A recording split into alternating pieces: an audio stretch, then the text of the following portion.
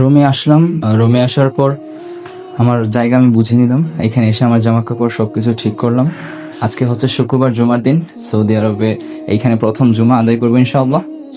তো সামান্য ঘুমিয়ে নিলাম।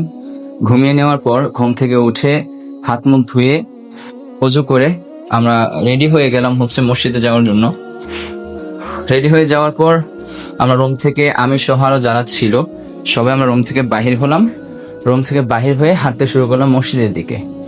তো এইখানে শুক্রবার জুমার দিন মসজিদে মানুষ অনেক বেশি হয়, বাহিরে নামাজ পড়তে হয়, কিন্তু আশেপাশের পরিবেশ বা মসজিদের পরিবেশ ছিল বেশ সুন্দর। তো আমরা ভিতরে জায়গা পাইনি, আমরা বাহিরে গিয়ে দাঁড়িয়ে যাই এবং ওইখানে জুমার নামাজ আদায় করি। আলহামদুলিল্লাহ, জুমার নামাজ শেষ করে আমরা আশেপাশের পরিবেশ একটু দেখতেছিলাম, একটু চারিদিকে হাঁটাচলা করলাম। হাঁটাচলা করার পর আমাদের রুমের সবার জন্য আমরা খাবার বাজার সদাই করে তারপরে আলহামদুলিল্লাহ আমরা রুমে ফিরে আসলাম। তো এই ছিল আজকে প্রথম জুমা আমার সৌদি আরবে। দোয়া করবেন সবাই।